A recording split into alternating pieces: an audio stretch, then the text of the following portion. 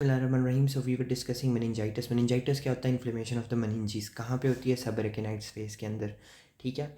और हमने कहा था कि जो इसके कॉजेज़ हो सकते हैं, इट कुड बी एक्यूट और इट कुड बी क्रोनिक, ठीक है. एक्यूट के अंदर हमने कहा था कि ज़्यादातर पायोजेनिक बैक्टीरियाज होते हैं, ठीक है, या फिर एसेप्टिक भी हो सकती है एक्यूट, जो कि वायरल कॉजेज़ की वजह से हो सकती है. क्रोनिक जो होती है वो टीबी, सिफिलिस, ठीक है, या फंगल कॉजेज़ की वजह से हो सकती है क्रोनिक मेनिंजाइटिस. अब हम देखते हैं CSF चेंजेस क्या क्या होती हैं. तो एक दफ़ा रिपीट कर लेते हैं जो हमने पिछले लेक्चर में देखा था. एक्यूट बैक्टीरियल मेनिंजाइटिस के अंदर अपेयरेंस कैसी होगी? टर्बिड अपेयरेंस होगी, ठीक है, या क्लाउडी अपेयरेंस होगी. ओके. प्रोटीन्स लेवल्स हमेशा रेज्ड होंगे, ठीक है. WBCs न्यूट्रोफिल्स होंगे, न्यूट्रोफिल्स, और इंक्रीज्ड होंगे, बहुत ज़्यादा होंगे, ठीक है. ग्लूकोज लेवल्स जो होंगे वो भी इंक्रीज होंगे. प्रेशर जो होता है इंट्राक्रेनियल, ग्लूकोज लेवल जो होते हैं वो क्या होते हैं? डिक्रीज होते हैं, लेस देन 40 mg, ठीक है. ये याद रखना है, यही तो डायग्नोस्टिक है, ठीक है. लेस देन 40 mg पर डेसीलीटर. एंड प्रेशर जो होता है इंट्राक्रेनियल प्रेशर वो भी इंक्रीज होता है. वायरस के अंदर क्या होता है? क्लियर अपेयरेंस होती है, ठीक है. प्रोटीन्स लेवल मॉडरेटली इंक्रीज होते हैं, slightly increase. WBCs lymphocytic infiltrate होते हैं, लिम्फोसिटिक, ठीक है. तकरीबन 5 to 300 लिम्फोसाइट्स अपेयर होते हैं. ग्लूकोज लेवल्स पे क्या इफेक्ट होता है? ऑलवेज नॉर्मल, ठीक है. प्रेशर पे क्या इफेक्ट आता है? मॉडरेटली इंक्रीज होता है. अच्छा, अब हम क्रोनिक कॉजेज की तरफ आते हैं. इसी तरह कंपैरेटिवली CSF चेंजेस पढ़ लेते हैं हम लोग, ठीक है. क्रोनिक में हमारे पास सबसे पहले TB के कॉजेज देखते हैं, ठीक है. TB के अंदर अपेयरेंस कैसी होती है? CSF की सेल्फ अपेयरेंस क्लियर होती है, बट उसके अंदर जब हम उसको डिटेल में देखते हैं तो उसके अंदर कॉब वेब अपेयरेंस होती है. मकड़ी का जाला देखा हुआ है आपने, ठीक है, ठीक है, मकड़ी का जाला, उस तरह की अपेयरेंस CSF को जब हम रखते हैं तो उसके अंदर अपेयरेंस आती है. उसकी रीज़न ये होती है कि फिब्रिनोजिन की वजह से वो कोगुलम बनना शुरू हो जाता है, तो कॉब वेब अपेयरेंस कहते हैं इसको हम. प्रोटीन्स लेवल पे क्या इफेक्ट आएगा? प्रोटीन लेवल्स भी रेज्ड होते हैं, ठीक है. ग्लूकोज लेवल्स हमेशा डिक्रीज्ड होते हैं. WBCs यहाँ पे मिक्स सेलुलैरिटी होती है, ठीक है. मिक्स सेलुलैरिटी का मतलब ये है कि इसके अंदर मोनोमॉर्फ प्लियोमॉर्फिक और मोनोमॉर्फिक सेल्स, ठीक है. कौन कौन से होते हैं मोनोमॉर्फिक? जैसे लिम्फोसाइट्स और मोनोसाइट्स होते हैं, ठीक है, मोनोसाइट्स वगैरह. और प्लियोमॉर्फिक सेल्स जैसे कि बेजोफिल, न्यूट्रोफिल्स, ये सारे, मतलब मिक्स सेलुलैरिटी. तो आप सिंपल कहेंगे मिक्स सेलुलैरिटी होती है. सारी टाइप्स ऑफ WBCs प्रेजेंट होती हैं. प्लाज्मा सेल्स भी आपको पता नहीं, क्योंकि इसके अंदर क्या बनता है? TB के अंदर ग्रैनुलोमा बनते हैं ना, ठीक है. केशियस नेक्रोसिस होता है, उसके अराउंड हमारे पास जाइंट सेल्स होते हैं, basically modified macrophages, then lymphocytes होते हैं, बाहर प्लाज्मा सेल्स होते हैं, ठीक है. सो TB के अंदर ये सारी मिक्स सेलुलैरिटी होती है. और इंट्राक्रेनियल प्रेशर भी रेज्ड होता है. सिफिलिस के अंदर क्या होता है? Syphilis almost similar to the virus, ठीक है. सिफिलिस के अंदर क्या क्या होगा कि क्लियर होता है अपेयरेंस, ठीक है. प्रोटीन्स लेवल जो होते हैं वो क्या होते हैं? इंक्रीज्ड होते हैं, बट नॉट वेरी, बहुत ज़्यादा नहीं होते, मॉडरेटली इंक्रीज्ड होते हैं, ठीक है. मॉडरेटली इंक्रीज होते हैं. यहाँ पे भी देख लेते हैं एक दफ़ा. सिफिलाइटिस के अंदर प्रोटीन्स जो होते हैं इंक्रीज होते हैं, बट लेस देन 100. मतलब नॉर्मल कितने होते हैं? नॉर्मल होते हैं 15 से 45 mg पर डेसीलीटर, ठीक है. तो इंक्रीज होते हैं बट स्लाइटली इंक्रीज होते हैं. और इसके अंदर प्रेशर जो होता है वो भी नॉर्मल रहता है या स्लाइटली इंक्रीज होता है, ठीक है. ग्लूकोज लेवल्स जो होते हैं वो हमेशा क्या होते हैं? इसके अंदर नॉर्मल होते हैं, सिमिलर टू, मैंने इसीलिए कहा था कि वायरस से सिमिलर होता है. और इसकी WBC की सेलुलैरिटी जो होती है, इसके अंदर भी लिम्फोसाइट्स होते हैं, okay, similar to the virus. Clear है?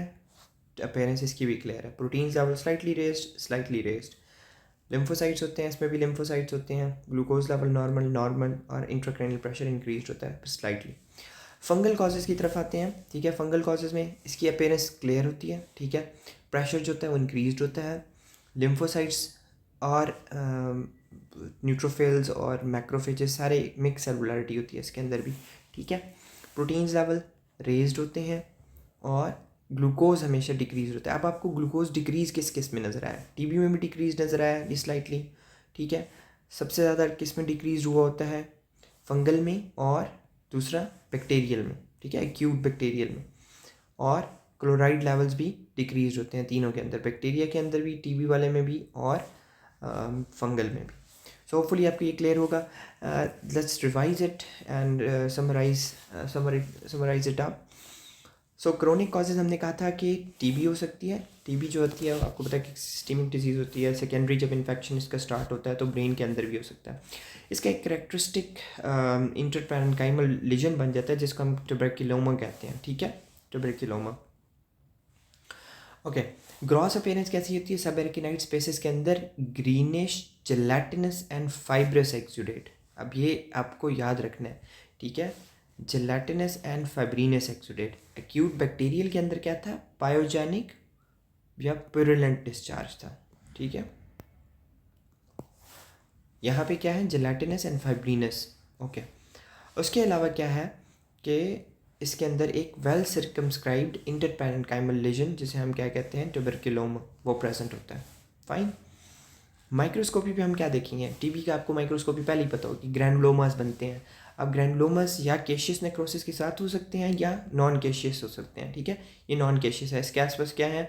ये सारे आपको नज़र आ रहे हैं, ये है एपिथेलॉइड सेल्स, ठीक है। मैक्रोफेजेस होते हैं, वो बेसिकली एग्रीगेट होके, ठीक है, सराउंड कर रहे हैं ये वाला सारा एरिया। जबकि यहाँ पे क्या है? सेंटर में केशियस नेक्रोसिस है, आसपास जाइंट सेल्स प्रेजेंट है and lymphocytes and plasma cells, ठीक है, जो आपको ग्रैनुलोमा की वैसे ही पता है। और जो जाइंट सेल्स होते हैं वो कौन से वाले होते हैं? लैंगहैंस जाइंट सेल्स, ठीक है, लैंगहैंस जाइंट सेल्स। तो ये होगी इसकी microscopy. Features same to same होते हैं जैसे नॉर्मली हमें पता है। और माइक्रोस्कोपी पे जब आप स्टेनिंग करोगे इसकी तो एसिड फास्ट बेसिलस मिलेंगे हमें। चेंजेस हमने देख लिया। फिजिकल एग्जामिनेशन करने पे क्लियर होता है CSF इटसेल्फ, बट उसके अंदर क्या होता है? कॉबवेब अपीयरेंस हो सकती है जब उसको स्टैंडिंग पोजीशन में रखा जाता है, मतलब टेस्ट ट्यूब में डालोगे तो वो कोगुलेशन की वजह से। CSF का प्रेशर रेज्ड होता है, प्रोटीन्स जो होते हैं वो रेज्ड होते हैं, ग्लूकोज लेवल हमेशा डिक्रीज्ड होते हैं, ठीक है, या ऑलमोस्ट नॉर्मल हो सकते हैं। सेल्स मिक्स सेलुलैरिटी होती है, ये हमने पहले देख लिया, ठीक है। कॉम्प्लिकेशंस इसकी भी सिमिलर टू एक्यूट वाली हैं। हाइड्रोसेफलस हो जाएगा, नर्व रूट डैमेज हो जाएंगे, फाइब्रोसिस हो जाएगी। ओके, सिफिलिस के अंदर भी हमने सारे वो देख लिए हैं जो CSF चेंजेस आते हैं, हमको उतना ही पता होना चाहिए। फंगल के अंदर क्या होते हैं? फंगल जो होते हैं ना, ये बहुत सारी एक तो इम्यूनो कम्प्रोमाइज पेशेंट के अंदर होंगे, कैंडिडा की वजह से हो सकते हैं, ठीक है, कैंडिडल इन्फेक्शन हो सकते हैं, या फिर हमारे पास क्या होता है? क्रिप्टोकोकस, उनकी वजह से हो सकते हैं, ठीक है। और इसकी भी हमने CSF चेंजेस आपको बता दिए। और इसके अंदर एक आपने याद रखना है कि सोप बबल अपीयरेंस देते हैं जब वो ऑर्गेनिजम्स होते हैं वो इन स्पेसेस में जाते हैं, एक्सपैंड करते हैं और सोप बबल अपीयरेंस देते हैं। But just for MCQ not very important. आपको जो मेनली दो चीज़ें याद रखनी हैं वो TB, उसके अलावा एक्यूट बैक्टीरियल, ठीक है, ये दोनों आपको स्पेशली याद होने चाहिए, इनके CSF चेंजेस और माइक्रोस्कोपी। होपफुली आपको समझ आ गया होगा, होपफुली आपको कुछ ना कुछ याद हो गया होगा। Just to revise it and इंशाल्लाह ये आपको ज़रूर याद हो जाएंगे। Thank you very much.